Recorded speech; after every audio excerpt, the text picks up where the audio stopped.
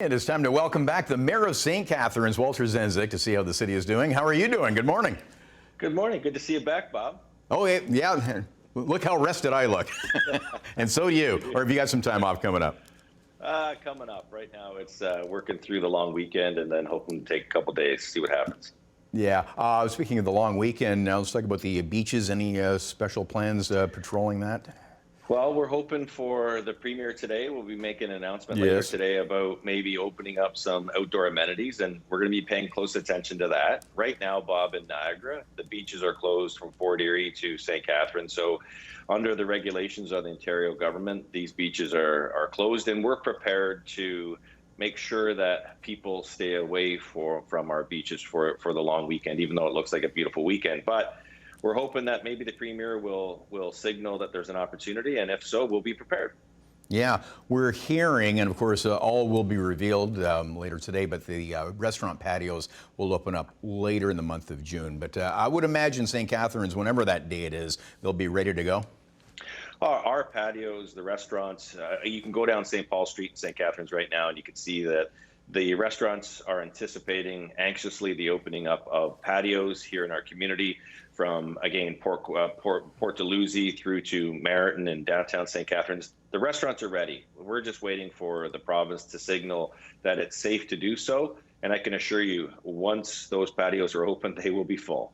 Oh, yeah. Have you received any response from the province? There was the letter from all Niagara mayors on the reopening and how it should be done.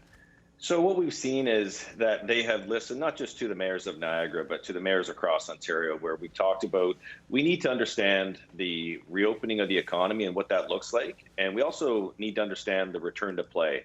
We've heard from medical doctors, we've heard from pediatricians that it's important to get the outdoor amenity spaces where kids can play, to get them open as soon as possible. And at the same time, Bob, it's also about what is it going to take for us to open the economy? We're seeing what's happening in Quebec and in Saskatchewan. There's very detailed plans about what reopening looks like. And so I'm hoping again today that the premier will address that and start to put in place, here's what we need to do to go from A to B and then from B to C.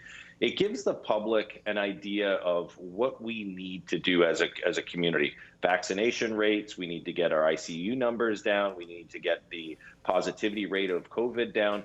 If we understand what those metrics are, I think the community will have a much better sense of we're almost there and we're so close, let's push a little bit harder, and then we'll be on the other side of this. Yeah, it looks like they're talking about opening up gradually by sector, not by region. Do you agree with that? Well, it's an important metric to look at, especially when you look at what's happened in Peel and Mississauga and Toronto with a lot of those larger business spaces that have really been the outbreaks of a lot of these COVID-19 cases. And so we want to make sure that whatever the reopening strategy is that it's the finality of it. This is the last reopening strategy, fingers crossed, that we have to go through. And let's do it right so that businesses don't have to face any kind of significant restriction again, so that they can get on with growing their business and opening up our economy completely. We're struggling down here just like a lot of other communities, and we want to make sure we have that pathway forward that's clear and that we have the right directions moving forward so that our economy can open up completely. And keeping those supports going. And that's the important part. We're hearing from some of the social agencies about the concern around CURB, which is the payments for those who don't have jobs right now. And that's really gotten a lot of people through the pandemic. But if those things all of a sudden just stop as we start to slowly open, you're going to see an increase in those needing social assistance, those needing to go to food banks. And those kind of things can be very disruptive to a reopening of the economy. So we're hoping, Bob, that there's a lot of work being done between different orders of government to ensure that people don't fall through the cracks. Yeah, it's been tough financially, but also it's been tough on the mental health side as well. I know you've tweeted about that. What resources do you refer people to? Well, we have Pathstone here in Niagara. That's for children, for youth in our community. There's the Canadian Mental Health Association. We have the Niagara Distress Center.